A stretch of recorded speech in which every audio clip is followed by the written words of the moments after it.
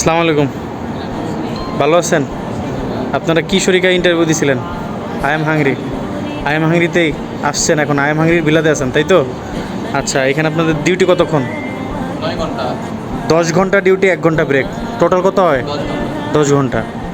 Salary কত? 1300। খাবার কার? নিজের। সুন্দর মতো কাজ করবেন, প্রথমে 1 মাস হবে ট্রেনিং। এই রেস্টুরেন্ট থেকে অন্য রেস্টুরেন্ট, ওই রেস্টুরেন্ট থেকে অন্য রেস্টুরেন্ট, সেম কোম্পানি সেম জায়গা, মানে সেম কোম্পানিরই বিভিন্ন যেই ব্রাঞ্চ আছে ব্রাঞ্চে ব্রাঞ্চে আপনাদেরকে নিয়ে হবে, বিভিন্ন ধরনের কাজ দিবে। ঠিক আছে, ট্রেনিং পিরিয়ড শেষ হলে যে কোনো একটা রেস্টুরেন্টে পার্মানেন্টলি আপনাদেরকে দিয়ে দিবে।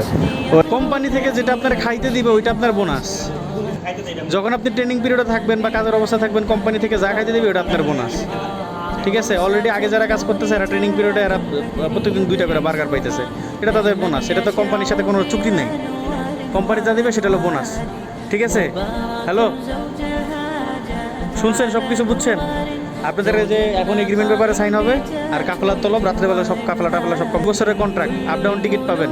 2 বছর পরে কাজ করতে চান না, কোম্পানিতে জানাবেন, ফাইনাল এক্সিট নিয়ে বাংলাদেশ চলে যাবেন, অথবা কাফলা নিয়ে অন্য শরিকায় চলে যাবেন।